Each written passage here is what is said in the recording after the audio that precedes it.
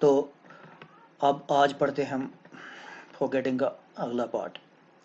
अभी तक जो हमने पढ़ा उसने पहले पैराग्राफ में बताया कि इंसानी मेमोरी इतनी कमज़ोर नहीं है, काफ़ी एफिशिएंट है ह्यूमन मेमोरी। फिर नेक्स्ट पैराग्राफ में इसने बताया कि कुछ मामलों में ह्यूमन मेमोरी जो है इट फंक्शंस एट इट्स जो इसका बेस्ट है उससे कमतर तरीके से ये फंक्शन करती है। It does not function at the at its best, at its most efficient, जो उसकी पावर है। और फिर अगले दो पैराग्राफ्स में इन्हें जनरल बताई बात के कॉमन फॉरगेटफुलनेस क्या है, कॉमनेस्ट फॉर्म इसने बताया, जैसे पोस्टिंग ऑफ लेटर्स है। फिर इसने ये भी बताया कि किस तरह से ये जो बुक्स वगैरह इंसान भूल जाता है या वॉकिंग स्टिक्स भूल जाता है। फिर इसने लास्ट में एक मजाक भी किया है कि इसने अपनी ज़िंदगी में में कभी एक अम्ब्रेला नहीं खोया है, और क्या कभी किसी ग्रिमस जार्ड अम्ब्रेला कैरियर ने भी इस तरह का अचीवमेंट किया है, ये इसने सवाल किया है। अब आगे पढ़ते हैं। Few of us, however, have lost much property on our travels through forgetfulness। कहता है हम में से चंद ही ने ताहम लूज की होगी अपनी प्रॉपर्टी, खोई होगी अपनी प्रॉपर्टी अपने सफर के दौरान, अपनी मुसाफरत के दौरान, थ्रू फॉरगेटफुलनेस, लकड़पन की वजह से, भूलने की वजह से। The ordinary man arrives at his destination with all his bags and Trunks safe. कहता है आम आदमी पहुंचता है अपनी डेस्टिनेशन पर, अपने तमाम ट्रंक्स और बैग्स के साथ सेफ, यानी अपने सामान के साथ सेफ पहुंचता है वो अपनी डेस्टिनेशन पर। डेस्टिनेशन मतलब मंजिल मकसूद, जिस जगह पर इंसान ने जाना होता है वो उसकी डेस्टिनेशन कहलाती है। मतलब जब आप सफर कर रहे हैं तो जहां के लिए जा रहे हैं, जहां तक पहुंचना आपने, वो आपकी डेस्टिनेशन है। The list of articles lost in trains during the year suggests that it is the young rather than the adult who forgets things। कहता है जो लिस्ट है आर्टिकल्स की लास्ट इन द ट्रेन्स, जो वही शुरू में पैराग्राफ के शुरुआत में या जो इस लेसन के शुरू में पढ़ा था हमने, लिस्ट ऑफ आर्टिकल्स जो पब्लिश की गई, और उन आर्टिकल्स की जो रेलवे ट्रेवलर्स ने खोई चीजें, अब वो आर्टिकल्स ऑन सेल हैं ग्रेट लंडन स्टोर पर। शुरू में फर्स्ट पैराग्राफ में ही टॉप में ही पढ़ा था हमने, तो उसी लिस्ट की यहाँ बात आ रही है। The list of articles lost in trains, list of articles जो ट्रेन्स में खोई लोगों ने चीजें ड्यूरिंग द ईयर, साल के दौरान, सजेस्ट उससे ये पता चलता है, उस लिस्ट को देख के ये पता चलता है that it is the young rather than the adult who forgets things, कि ये बनिस्बत के एडल्ट के ये नौजवान है, यानी कि बड़ों के बजाय बनिस्बत ये छोटे लोग हैं, ज्यादा उम्र वाले लोग नहीं है। हु फॉरगेट्स थिंग्स, जो फॉरगेट करते हैं चीजें, जो फॉरगेट करता है चीजें, ये यानी कि बड़े के बजाय ये नौजवान है जो फॉरगेट करता है चीजें। And that the sportsmen have worse memories than their ordinary serious minded fellows। और कहता है जो स्पोर्ट्समैन है उनकी वर्स्ट मेमोरी है बनिस्बत के उनके सीरियस माइंडेड फेलोज के बनिस्बत, यानी कि ये जो स्पोर्ट्समैन है, ये खिलाड़ी लोग, उनकी ज्यादा बुरी मेमोरी होती है, वर्स्ट मेमोरी होती है, बैड वर्स और वर्स्ट, यानी कि इनकी बहुत बुरी मेमोरी होती है than their ordinary serious minded fellows, बनिस्बत के आम जो सीरियस माइंडेड लोग होते हैं। यानी कि इसने कंट्रास्ट किया, जैसे एक तरफ से स्पोर्ट्समैन है और दूसरी तरफ से बाकी लोग जो हैं वो सीरियस माइंडेड फेलोज होते हैं, यानी संजीदा किस्म के आम लोग। तो स्पोर्ट्समैन के बनिस्बत स्पोर्ट ये आम आदमी जो सीरियस माइंडेड आदमी है उनकी बनिस्बत स्पोर्ट्समैन, उनकी बनिस्बत खिलाड़ी लोग, उनकी वर्स्ट मेमोरीज होती हैं, वर्स्ट मेमोरीज होती है, यानी कि बहुत ही बुरी यादाश्त होती है उनकी। Considerable number consider considerable number of footballs and cricket bats for instance were forgotten. ये मिसाल दी है इनकी मेमोरी की, जो इनकी वर्सनेस है, इनके बुरापन है, उसके लिए। Considerable number of footballs and cricket bats for instance were forgotten.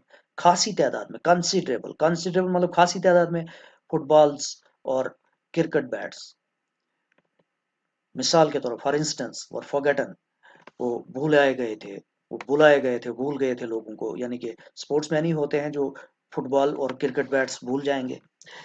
This is easy to understand, क्या था ये आसान है समझना, ये होता क्यों है ऐसा, स्पोर्ट्समैन की मेमोरी वर्स्ट क्यों होती है compare to the ordinary serious minded fellows, ये कहता है ये समझना आसान है। For boys returning from games have their imagination still filled with a vision of the play field, क्योंकि फॉर जब भी कामा के बाद फॉर आए इसका मतलब बिकॉज होता है, याद रखना ये चीज। For boys returning from the games have their imagination still filled with the vision of the play field, क्योंकि लड़के जब वो वापस आ रहे होते हैं गेम से, जब वो खेलने के बाद वापस आ रहे होते हैं, अभी भी उनकी इमेजिनेशन फील्ड होती है, अभी नहीं भी उसके उनके दिमाग में भरा पड़ा होता है, वो सोच रहे होते हैं, भरा मार होती है उनकी सोच में, क्या, with vision of the field, play field का पूरा विजन होता है, यानी पूरा नजारा, सारा का सारा अक्स उनके खेल का मैदान उनके दिमाग में तस्वुर में भरा पड़ा रहता है, इमेजिनेशन में भरा पड़ा रहता है। And and their heads are among the stars, और उनके दिमाग जो है ना अमंग द स्टार्स होते हैं, बहुत ही मगरूर होते हैं, बड़े मस्त हो जाते हैं, वो हेड अमंग द स्टार्स होते हैं। अगर ये हुआ कि अगर वो कामयाब हो गए होंगे तो, और there hearts in their boots, या फिर उनके हार्ट्स इन देयर बूट्स होते हैं, यानी कि उनके दिल उनके बूट में होते हैं, ये दो मुहावरे हैं। To have one's head among the stars, और दूसरा है to have one's heart in one's boots. तो दिमागों का स्टार में होना यानी फखर होना, बड़ा मस्त हो जाना, गुरूर हो जाना, या दूसरी तरफ से बहुत ही मायूस हो जाना, मतलब बैड फील करना, बुरा महसूस करना। तो वही है to have heart in their boots, यानी कि उनको जब वो बुरा लगा होता है मैच खेलने के बाद, तो उनके हार्ट्स इन देयर बूट्स होते हैं अगर वो हार गए होते हैं तो। As they call their exploits or their errors, जैसे जैसे वो रिकॉल करते हैं, as they recall their exploits or their errors, जैसे जैसे वो रिकॉल करते हैं, जैसे जैसे को दोहराते हैं, याद करते हैं, दिमाग में लाते हैं अपनी एक्सप्लॉइट्स को जो उनने मतलब जो कुछ उनने किया, काम जो कुछ उसने किया कुछ हासिल करने के लिए, जो कुछ उन्होंने किया, एक्सप्लॉइट किया, अपनी मतलब एडवांटेज ले लिया, एक्सप्लॉइट किया, to take advantage to one's use, अपने यूज के लिए, मतलब एडवांटेज लेना, जो जो जो चीजें मैसर हैं उनका एडवांटेज लेना और अपना फायदा उठाना। यहाँ गेम के बारे में यानी मैच जीत जाने के लिए जो जो चीजें मुमकिन है, जो जो स्किल्स यूज करने हैं उनको यूज करना, और इंसान कहीं पहुंच जाए, ये वो रिकॉल करते हैं अगर वो जीत गए होते हैं। अपने मतलब एक्सप्लॉइट्स को, हमने क्या क्या चीजें एक्सप्लॉइट की, किस तरह से कौन कौन सी ट्रिक्स हमने यूज की जिसके जरिए से हमने मैच जीता, वो याद आते आता उनको, और देयर एरर्स, या फिर उनकी गलतियां, जाहिर है जब गलतियां की होंगी तो मैच हार गए होंगे, तो फिर गलतियां भी याद आ रही है, या तो एक्सप्लॉइट्स या तो errors. They are abstracted from the world outside them, वो एब्स्ट्रैक्टेड होते हैं उस वर्ल्ड से जो आउटसाइड देम होती है, जो उनकी वर्ल्ड होती है, जो रियल वर्ल्ड है आउटसाइड देम, मतलब जो उनकी जो बाकी दुनिया जो है, उनसे बाहर की दुनिया, उससे वो बिल्कुल एब्स्ट्रैक्ट होते हैं, उससे बिल्कुल अलग हो चुके होते हैं, वो इस दुनिया में होते ही नहीं है, इस दुनिया से निकल गए होते हैं, वो दूसरी दुनिया में रहते हैं, यानी वो अपनी उसी इमेजिनेशन की वर्ल्ड में होते हैं, सोच रहे होते हैं, तो बाज़ाहिर चीजें तो भूल जाएंगी। Memories prevent them from remembering to do such small prosaic things as take a ball or the bat. और क्या था, यादाश्तें उनके उनमें के अंदर जो एक्सप्लॉइट्स एरर्स के बारे में उनकी सोच है, मेमोरीज प्रिवेंट देम, ये उनको रोकती है from remembering to do such small prosaic things, कि वो याद रखें इस तरह की छोटी छोटी आम चीजें, प्रोजाइक थिंग्स, प्रोजाइक मतलब ऑर्डिनरी, आम चीजें जो याद रखें, रिमेम्बर करें, एज टेक अ बॉल, जैसे कि इन प्रोजाइक थिंग्स की बात की है, जैसे कि बॉल अपने साथ उठाना या बैट अपने साथ उठाना, इस चीज को वो याद नहीं रख सकते हैं क्योंकि वो किसी और चीज मेमोरी में खोए हुए होते हैं। बॉल और बैट विद देम, अपने साथ, when they leave the train, जब वो ट्रेन छोड़ते हैं। जब वो ट्रेन छोड़ते हैं तो बॉल अपने साथ उठाना या बैट अपने साथ उठाना भूल जाते हैं, यानी ये चीजें जो है अपने साथ उठाना भूल जाते हैं। इसीलिए स्पोर्ट्समैन की मेमोरी इस तरह से, मतलब इस तरह से इन बैट्स और बॉल्स या जैसे पीछे मिसाल में पढ़ रहे थे फुटबॉल्स और क्रिकेट बैट्स जो हैं ज्यादातर देखे कि भूले हुए थे चीज उन लिस्ट में पता चलता है। For the rest of the day they are citizens of the dream land. और क्या था, बाकी दिन जब वो मैच खेल के आए होते हैं तो बाकी दिन के लिए, यानी जहां जब तक उसने मैच खेला उसके बाद के बाकी दिन के लिए they are citizens of the dream land, वो ड्रीम लैंड के सिटीजन्स होते हैं। ख्वाबों की दुनिया के बाशिंदे होते हैं। इस दुनिया में नहीं होते हैं, वो ख्वाबों की दुनिया, abstracted from the outside world, जो जैसे हमने पीछे पढ़ा हमने उसमें एब्स्ट्रैक्टेड होते हैं। The same may be said no doubt of anglers who forget their fishing rods. तो कहता है ऐसा ही कहा जा सकता है बेशक एंगलर्स के बारे में, मछेरों के बारे में, जो कांटे से मछलियां पकड़ते हैं उनको एंगलर्स बोलते हैं। वो फॉरगेट देयर फिशिंग रॉड्स, जो अपनी फिशिंग रॉड्स भूल जाते हैं। या आपने देखा होगा उनके पास जो कांटा होगा ना, वो एक डिवाइस पे होता है, उसकी एक रॉड होती है, रॉड के साथ एक पुली होती है, पुली पर वो स्ट्रिंग जो है उसकी रस्सी लगी रहती है, और वो उसके आगे ऊपर नीचे कांटा लगा होता है, वो फिर पानी में डाल दिया जाता है, ऊपर रॉड पकड़ के रखी जाती है।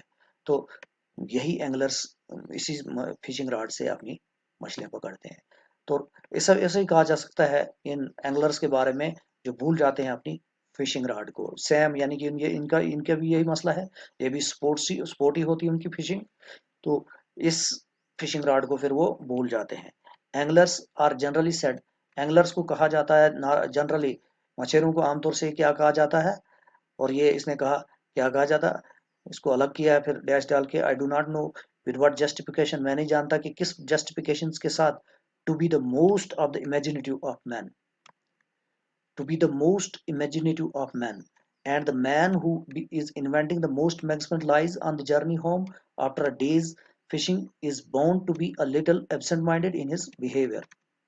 और क्या था, आई do not know with what justification, ये इसने बात अलग की। एक्चुअली इसका कहने का मतलब है anglers are generally said to be the most imaginative of man. Anglers को जनरली कहा जाता है कि ये बहुत ही इमेजिनेटिव मैन होते हैं, जो बहुत ही तस्वुराती, बहुत ही दिमाग लगाने, बहुत भी सोच उसमें डूबे हुए लोग होते हैं। इमेजिनेटिव ऑफ मैन होते हैं, यानी कि हमेशा इमेजिनेशन में लगे रहते हैं, वो एंगलर्स को कहा जाता है ये। और इस बात को इसने अलग किया, आई do not know with what justification, मैं नहीं जानता कि इसकी जस्टिफिकेशन कैसे की जा सकती है, कैसे बोला जा सकता है एंगलर्स को कि ये मोस्ट इमेजिनेटिव ऑफ मैन है, यानी कि बहुत ही तस्वुराती, बहुत ही डूबे हुए ख्यालों में होते हैं ये एंगलर्स। और इसकी जस्टिफिकेशन कैसे की जाए, इसको तस्दीक कैसे, इसकी दलील कैसे पेश की जाएगी। And and the man and the man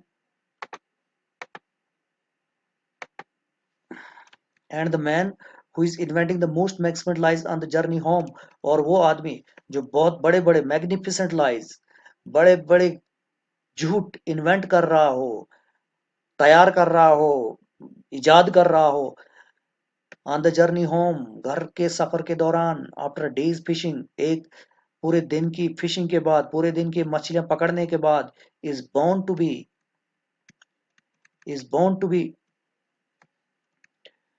a little absent minded in his behaviour. कहता है वो बाउंड है, वो बंधा हुआ इस बात के लिए, वो जरूर ये इस तरह का करे कि वो थोड़ा सा एब्सेंट माइंडेड होगा, लिटिल एब्सेंट माइंडेड होगा इन हिज बिहेवियर, अपने बिहेवियर में, अपने रवैये में। एक एंगलर जो पूरे दिन मछलियां पकड़ता रहा, तो वो बॉन्ड है कि वो थोड़ा सा अपनी एब्सेंट माइंडेड रहेगा, अपने भुलक्कड़ रहे, भूल जाएगा, उसका माइंड एब्सेंट रहेगा, मतलब याद नहीं रहेगा, ख्याल नहीं रहेगा, अपने बिहेवियर में इस तरह का होगा उसको। और पूरे दिन की जब उसने मछलियां पकड़ी होगी, तो वो आदमी जो है इन्वेंट करेगा मोस्ट मैग्निफिकेंट लाइज, बहुत बड़े बड़े झूठ, ऑन द जर्नी होम, घर के सफर के दौरान। मतलब ये है कि अब घर पहुंचना तो घर वाले पूछेंगे कहाँ लाई मछलियां, कितनी पकड़ी कितनी ने, और मछली ज्यादा पकड़ी नहीं है तो झूठ, कई बड़े बड़े झूठ उसने तैयार करने हैं, क्या हुआ क्या नहीं हुआ दिमाग में सोचता होगा। ये मुमकिन ही है, जो पूरे दिन मछलियां पकड़ता रहा, शाम को उसने कई झूठ तैयार करने हैं घर में बताने के लिए। The fishing rod of reality is forgotten by him as he daydreams over the feats of the fishing rod of utopia. और डे जो जो रियलिटी की फिशिंग रॉड है, यानी जो हकीकी उसकी अपनी फिशिंग रॉड होती है, हकीकी जो मछेरे की रॉड होती है, वो भूल जाएगा, इज फॉरगेटन बाय हिम, वो बुला दी जाती है उसके जरिए से। As he day dreams over the feats of the fishing rod of utopia, जैसे जैसे वो डे ड्रीम करता है, जैसे जैसे वो दिन में ही ख्वाब देखता है, उसको ख्वाबों में चलता रहता है दिन में ही, over the feats of the fishing rod of utopia. Day dream का मतलब है सोचता है। तो वो जैसे जैसे वो सोचता रहता है यूटोपिया की फिशिंग रॉड के फीट्स के बारे में, यूटोपिया की फिशिंग रॉड के कारनामों के बारे में, यूटोपिया की फिशिंग रॉड, जो यूटोपिया की फिशिंग रॉड है उसके कारनामों के बारे में। यूटोपिया, ये थॉमस मोरे ने एक ड्रामा, एक कहानी लिखी है, बहुत शुरुआती जो इंग्लिश लिटरेचर है उसमें आता है यूटोपिया। तो इसमें इसने बताने की कोशिश की है कि बेस्ट जो सोसाइटी है कैसी हो सकती है, किस तरह की वो सोसाइटी बनेगी, उसको उसका एक नक्शा खींचा उस यूटोपिया में। यूटोपिया में बताया कि वैसी ये एक इस तरह की सोसाइटी है जो कि बेहतरीन किस्म की सोसाइटी है, इसमें कोई गलत नहीं है, क्राइम जीरो है, कोई भूखा नहीं, कोई प्यासा नहीं है, कोई किसी चीज की कमी नहीं है, कुछ भी कमजोरी नहीं है। तो इस तरह की उस तरह का नक्शा खींचा उस सोसाइटी का, हर चीज बेहतरीन ही बेहतरीन है, बेहतरीन ही बेहतरीन है। तो जाहिर है फिशिंग रॉड में भी वही खूबसूरती है कि डालो तो मछली पकड़ी, डालो तो मछली पकड़ी, डालो तो मछली, यहाँ तो कमी नहीं है। अफसोस वाली बात, मायूसी कोई की बात है ही नहीं, मतलब ये तो एक तरह का जन्नत है इस दुनिया में ही कि सब कुछ अवेलेबल है। एक्चुअली प्रैक्टिकली इस तरह की सोसाइटी नहीं, और ना ही एग्जिस्ट करने के चांसेस है, लेकिन यूटोपिया में उसने कोशिश कर की है कि इस तरह की सोसाइटी हो, इस तरह की सोसाइटी यूटोपिया की है। तो जब वो उस यूटोपिया की फिशिंग रॉड के बारे कारनामों के बारे में डे ड्रीम कर रहा है, उसके बारे में सोचता है, तो यकीनन क्या है, वो फिशिंग रॉड जो अपनी रियलिटी की है वो भूल जाता है। His loss of memory is really a tribute to the intensity of his enjoyment in thinking about his day's sport। और क्या था उसकी लॉस ऑफ मेमोरी, उसका यादाश्त का खो जाना, रियलिटी भूल जाती उसको, और ये इसके लिए हकीकतन एक ट्रिब्यूट है उसकी इंटेंसिटी ऑफ एंजॉयमेंट, जो एंजॉयमेंट की शिद्दत है, इंस्टेंटली एंजॉयमेंट की है, in thinking about his day sport, पूरे दिन की स्पोर्ट के सोच के बारे में। जो पूरे दिन सोचता रहा, यानी इस पूरे दिन वो जो भी कुछ करता रहा, मछलियां पकड़ता रहा, एक उसकी स्पोर्ट थी, एक मशगला था, इसके बारे में जो सोच रहा है, अगर कामयाबी नहीं हुई है, जाहिर है इसको मायूसी हो जाती, लेकिन चूंकि वो रियलिटी को भूल गया है, तो अब एंजॉय कर रहा है यूटोपिया की फिशिंग रॉड के कारनामे। तो जाहिर है जो इसकी इंटेंसिटी ऑफ एंजॉयमेंट है, जो खुशी की शिद्दत है, जो मजे की शिद्दत है, ये इस वजह से है कि इसका लॉस ऑफ मेमोरी हो गया है, यादाश्त खो गई है, असली हकीकत भूल गई है। तो याद जो भी कुछ रहा है वो है यूटोपिया की फिशिंग रॉड के फीड्स, वही याद रखा है। तो हकीकतन ये जो लॉस ऑफ मेमोरी है ना, ये असली हकीकत की यादाश्त जो भूल जाना है, ये इसके लिए एक ट्रिब्यूट है, इसके इसके लिए एक खराज है, एक खराज तहसीन, एक अच्छी चीज है उसके लिए, और उसके लिए फायदे की चीज है कि वो फिर एंजॉय कर रहा है, जो उसकी एंजॉयमेंट है शिद्दत के साथ, अपने पूरे दिन के स्पोर्ट जो हुआ उसका, उसकी उसके सोचते हुए, उसके बारे में सोचते हुए। कहने का मतलब सीधा ये है कि वो जो उसकी लॉस ऑफ मेमोरी है, यानी हकीकी बात जो भूल गई है, अब वो एंजॉय कर रहा है ख्याली दुनिया को, ख्याली दुनिया की एंजॉयमेंट आ रही है, और ये ख्याली दुनिया के जो मजे ले रहा है, इसकी जो शिद्दत है, इसकी जो इंटेंसिटी, इसकी जो बड़ापन है, इसमें जो ज्यादा शदीद तरह से ये मजे ले रहा है, बहुत सख्ती के साथ, बहुत ही ऊंचे पैमाने पर ये मजे ले रहा है, ये एक ट्रिब्यूट है इसकी मेमोरी का लॉस, इसकी मेमोरी का खो जाना।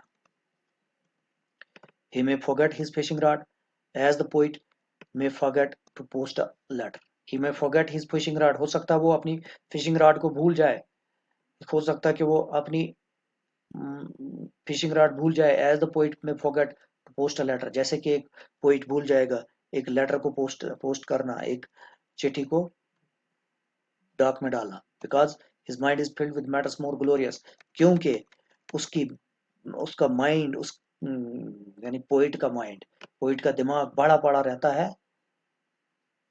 मैटर्स से जो ज्यादा ग्लोरियस होते हैं, ऐसे मामलों से, ऐसी बातों से जो ज्यादा ऊंचे किस्म की होती है, वो ज्यादा शानदार होती है, ग्लोरियस, ग्लोरी से भरी हुए, ज्यादा ग्लोरियस, ग्लोरियस मतलब शानदार, तो ज्यादा शानदार होते हैं।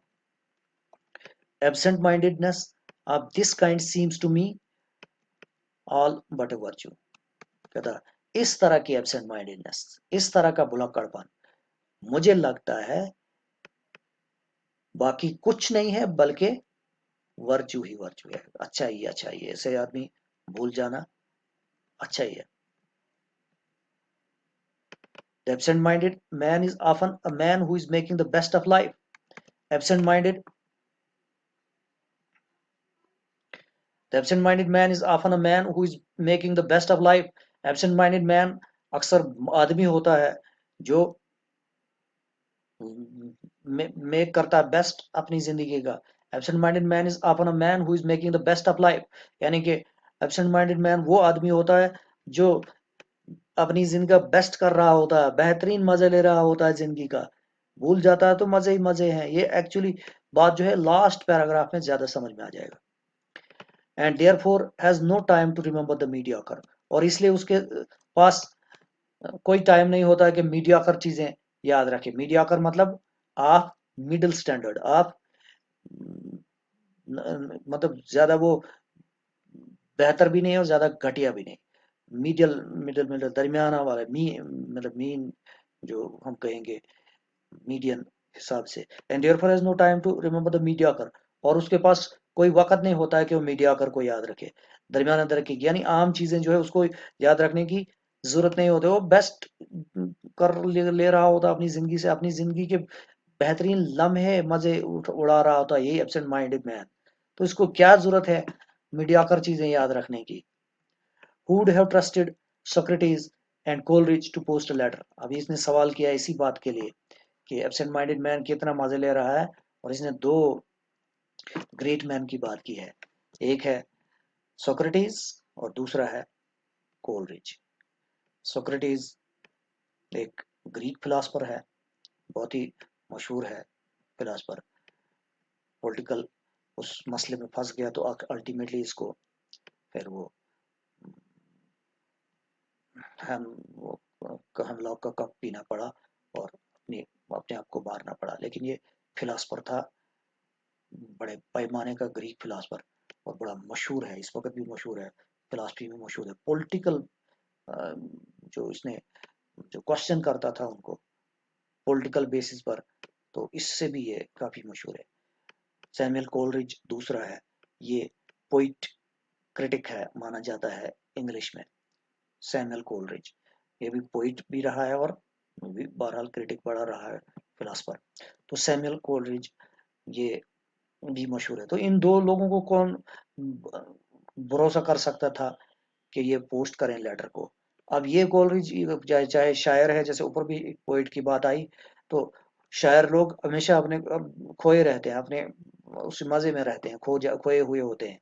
और दूसरी बात फिलासफर्स, तो फिलासफर्स भी सेम उसी तरह से ये भी बहुत क्रिएटिव होते हैं, वो जैसे पोइट्स बहुत क्रिएटिव क्रिएटिव होते हैं, तो अपने उस ख्यालों में ही डूबे रहते हैं। तो कौन भरोसा कर सकता है इन लोगों पर कि वो एक लेटर पोस्ट करें, कि वो चिट्ठी पोस्ट करें। जाहिर है ये इनको तो भूलना है ये बात, ये बहुत ही मीडियाकर किस्म की चीजें, बहुत ही ऑर्डिनरी चीजें हैं। They had souls about such things, इनके सोल्स इन चीजों से ऊपर थे, इनके रूह हैं, उनके इनकी जो बुनियाद है, रूह है, मरकज जो इनका है वो इन चीजों से ऊपर था। बस बहरहाल सोक्रेटिस और कोलरिज के लिए ये ऑर्डिनरी चीजें कोई मायने नहीं रखती थी। इनकी जिंदगी तो बहुत ऊपर रहती थी इन चीजों से। तो नेचुरली ये भूल नहीं सकते, ये याद नहीं रख सकते थे। तो कौन इसको भरोसा कर सकता था कि वो पोस्ट करें लेटर को। तो जाहिर है क्योंकि ये अपने उस ख्याल में ही डूबे रहते हैं तो ये याद नहीं रख सकते हैं। तो बाकी नेक्स्ट लेसन में